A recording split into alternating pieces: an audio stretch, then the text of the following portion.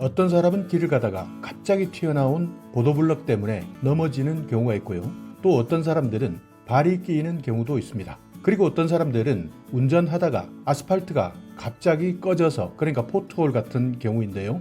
타이어가 펑크가 나는 경우도 있습니다. 맨홀 뚜껑 같은 경우에 걸려서 넘어지는 경우에는 정말 커다란 사고로 이어질 수 있는데요. 이럴 때는 무조건 보상을 신청하셔야 됩니다. 우리가 살다 보면 여러 가지 사고가 생길 수 있습니다. 그런데 정보를 모르게 되면 대충 내가 잘못했다 생각하고 넘어가는 경우도 많은데요. 그렇지만 만약 사고의 원인이 지방자치단체가 관리하고 있는 영조물, 그러니까 도로나 보도블럭, 맨홀 뚜껑, 아스팔트, 이런 지방자치단체에서 관리하고 있는 시설물 때문에 다쳤다면 이때는 문제가 다릅니다. 무료로 보상을 받을 수 있는데요. 지방자치단체에서 가입하고 있는 배상보험 때문입니다. 영조물 배상보험이라고 하는데요.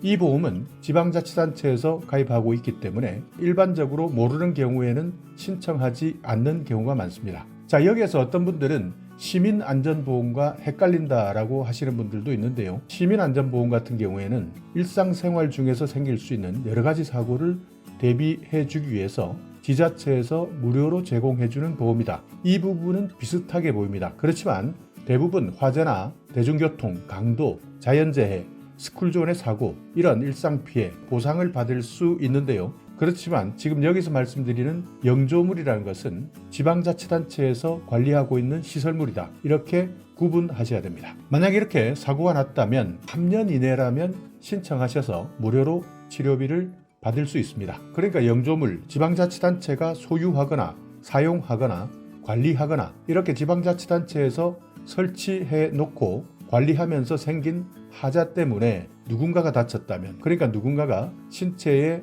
손해를 입거나 아니면 재물에 손실이 발생했을 때, 그러니까 자동차나 오토바이 이런 것들도 다 포함이 됩니다. 이때 보상 책임이 발생할 때 손해배상금을 지급하는 제도, 이것이 영조물 배상보험 제도입니다. 그러니까 대부분 전국 지방자치단체에서는 영조물 배상보험, 웬만한 시설을 만들 때 보험을 대부분 다 가입해 놓고 있습니다. 그렇기 때문에 만약 내가 길을 가다가 다쳤다, 또는 가끔씩 장마철이 지나고 난 다음에는 포트홀 같은 것이 많이 생기는데요. 이때 자동차가 지나가다가 타이어 펑크가 나는 경우도 많습니다. 내 돈으로 고치시는 분 정말 많으신데요. 아닙니다. 이때 이런 신체뿐만 아니라 재물에 대한 손실까지도 모두 보상해 주기 때문에 이 내용을 꼭 기억해 두셨다가 신청하셔야 된다는 겁니다. 자, 그러면 영조물 구체적으로 어떤 종류가 있을까 헷갈린다 하시는 분들도 계실 텐데요. 도로 당연히 영조물입니다. 그렇기 때문에 도로를 관리하는 주체 지방자치단체에서 만약 도로가 파손되었는데도 불구하고 관리하지 못해서 생기는 사고에 대해서는 배상 책임이 있다는 뜻이고요. 또 가끔씩 교통 표식판 때문에 문제가 생기는 경우도 있습니다. 이것도 마찬가지 영조물에 속하는 것이고요. 인도, 우리가 걸어다니는 인도에 있는 구조물, 그러니까 보도블럭 같은 경우에도 영조물에 속하고요. 가로수도 마찬가지입니다. 그러니까 가로수가 만약 관리가 되지 않은 상황에서 다쳤다, 이때는 가로수도 영조물에 해당되기 때문에 보상을 받을 수 있고요. 공원에 있는 각종 시설물, 운동기구 이런 것들도 시, 군, 구청에서 관리하는 영조물에 해당되는 겁니다. 이런 영조물 중에서 가장 많이 발생하는 사고는 보도블럭이라고 하는데요. 보도블럭을 잘못 깔아서 넘어지는 경우도 많고, 이미 보도블럭이 문제가 생겼는데도 불구하고 지방자치단체에서 신속하게 조치하지 않아서 또 다른 사고가 생겼을 때, 이때도 영조물에 대한 손해배상 책임은 지방자치단체에 있는 겁니다. 그리고 차량이 다니는 도로, 여기에 생긴 구멍, 포트홀, 이것 때문에 생기는 각종 사고, 손해, 이런 것들도 모두 영조물 손해배상의 대상이 되는 것이죠. 아무 생각 없이 길을 걷는 경우가 있습니다. 왜냐하면 일반적으로 보도블럭 평탄하게 되어 있겠지라고 생각하면서 걷기 때문인데요. 그렇지만 갑자기 툭 튀어나온 보도블럭이 있다면 걸려서 넘어지는 경우가 많이 발생합니다. 이때 모든 치료 보상을 받을 수 있고요. 또 튀어나와 있는 보도블럭 틈에 발이 끼이는 경우도 있습니다.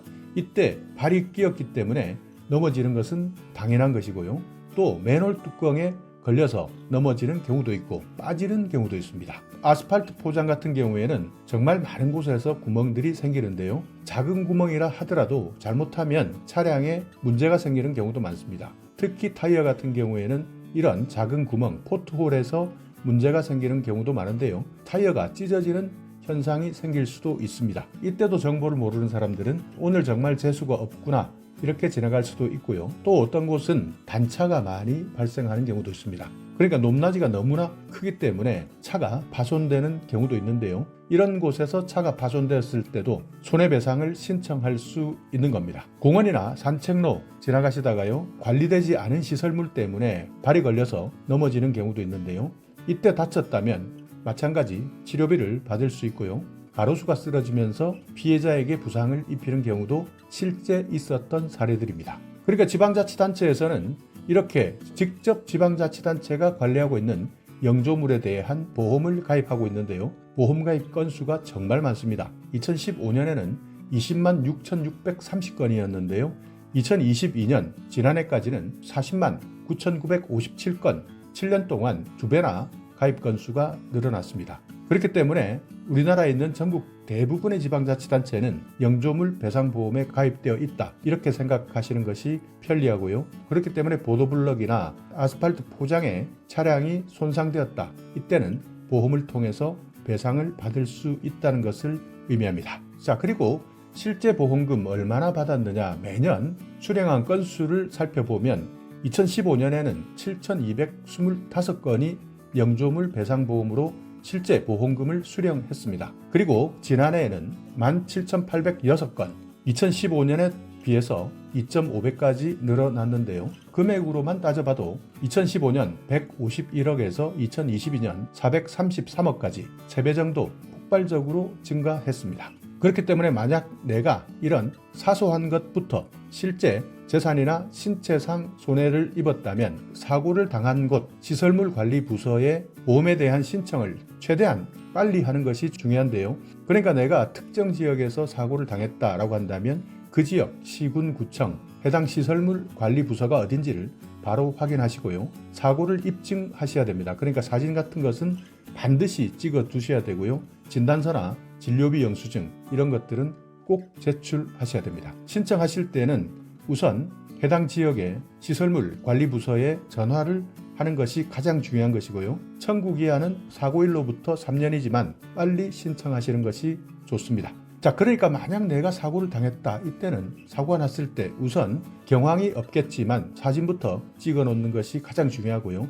동영상도 가능합니다. 그러니까 내가 지방자치단체에서 관리하고 있는 영조물 때문에 사고를 당했다는 것을 증빙하는 것이 중요한데요. 이것을 증빙하지 못한다면 치료비를 받을 수 없는 경우도 많이 생깁니다. 또 심하게 다쳤다 할 때는 119 같은 곳에 구급 기록지를 남겨놓고 사진이나 동영상을 찍지 못했다면 주변에 있는 CCTV를 활용하는 것도 방법 중에 하나입니다. 이렇게 보험 접수를 하시게 되면 보험사에서는 현장 조사를 하게 되는데요. 당연히 보험회사에서 나오는 사람들이기 때문에 보험회사에 유리하게 판단하려고 할 겁니다. 그렇기 때문에 이때 정말 정확하고 구체적으로 사실을 진술해 주셔야 되는데요. 실제 사고를 당한 도로나 보도블럭 또는 시설물에 대한 정보를 수집한 다음 여기에 따르는 지방자치단체의 관리 소홀이다 하는 것이 판명된다면 피해액을 산정하고 보험금을 지급하게 되는 겁니다. 그러니까 이때 중요한 것, 과실이 개인에게 있느냐 아니면 영조물을 관리하는 지방자치단체의 관리 미흡이냐, 이것이 가장 중요한데요. 그렇기 때문에 현장 조사를 나온 보험회사 직원, 실제 피해를 당한 피해자의 구체적 진술이 매우 중요합니다. 보통 이렇게 영조물 배상보험 신청을 하게 되면요, 수령하는 데까지는 보통 한두 달 정도 시간이 걸리기 때문에 처리 기간에 대해서도 기억해 두셨다가 신청하시는 것이 중요합니다. 자, 오늘 영상 여러분께 조금이나마 유익한 정보가 있었다면요, 오늘도 구독 그리고 좋아요 부탁드리겠습니다.